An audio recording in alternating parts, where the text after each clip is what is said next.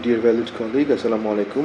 আপনারা নিশ্চয়ই একটা ইমেল পাবেন সকালবেলা, যেটা হলো আমরা পারফরমেন্স ম্যানেজমেন্ট সিস্টেমের প্রসেসের মধ্যে থেকে অলমোস্ট ফাইনালাইজেশন করছি, যেটা হলো আপনাদের অ্যানুয়াল রিভিউ ফর্মগুলো। ওইটারই একটা পর্যায়ে আমরা কিছু ইনফরমেশন বা তথ্য আপনাদের কাছ থেকে চেয়েছি।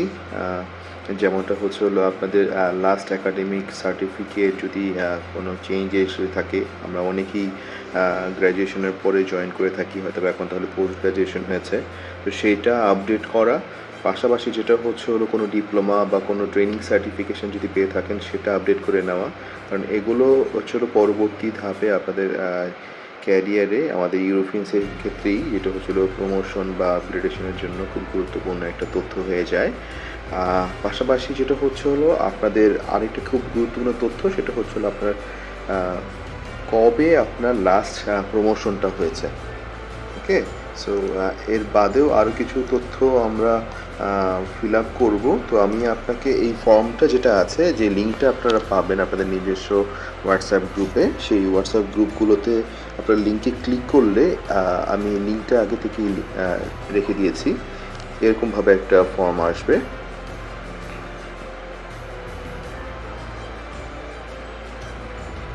একটু সময় নিচ্ছে। এই যে ইনফরমেশন ফর পারফরমেন্স অ্যাপ্রেজাল, তো আপনারা সবাই যেটা করবেন, এখানে ইমেল আইডি, যার নিজস্ব ব্যক্তিগত ইমেল আইডি যেটা আছে, যে কোনো একটা ইমেল আইডি, নিজেদের ইমেল আইডি দিয়ে আপনারা লগ ইন করতে পারবেন। তারপরে যেটা আসবে এমপ্লয়ি নেম আপনার নিজের নাম, এটা খুবই স্বাভাবিকভাবেই আপনি আপনারটা লিখতে পারবেন, এটা অন্য কিছু না।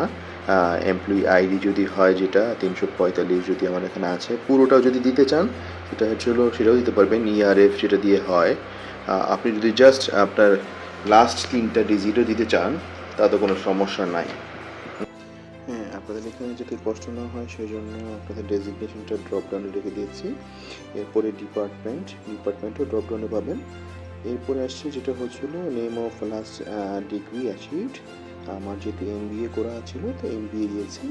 মেজর সাবজেক্ট যেটা আছে সেটা হলো HRM এর উপরে, আর ইনস্টিটিউট হিসেবে দেখবেন ইউনিভার্সিটি অফ ঢাকা, এইটা আমি দিয়েছি।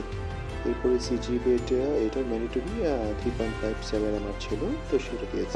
এরপর যেটা চেয়েছিলাম সেটা হলো নেম অফ লেটেস্ট ডিপ্লোমা আর সার্টিফাইড ট্রেনিং। আমার ক্ষেত্রে যদি বলি PGD HRM, এটা করেছি, অথবা যার যেটা হয় সেইভাবে করে লিখতে পারেন।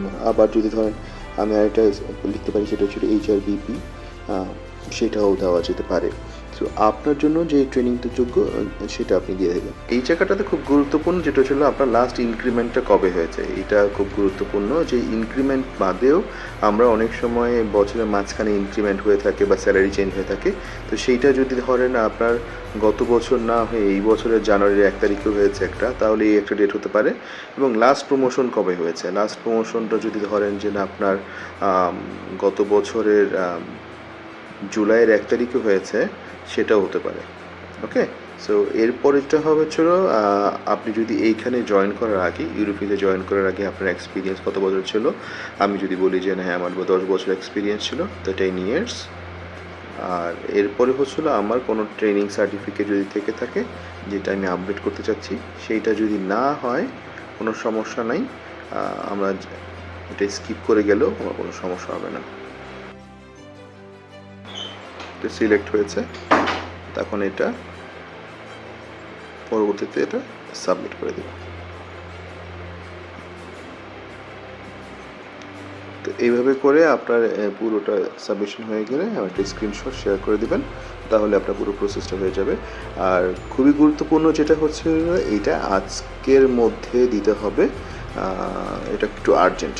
তো সবাইকে অনুগ্রহ করে ইনফরমেশনগুলো দেওয়ার জন্য রিকোয়েস্ট করছি। স্ব ডিপার্টমেন্টে হেড যারা আছেন, ডিভিশন হেড যারা আছেন, তারা যদি এই কাজে সহযোগিতা করেন সেক্ষেত্রে অনেক বেশি উপকৃত হব। ধন্যবাদ।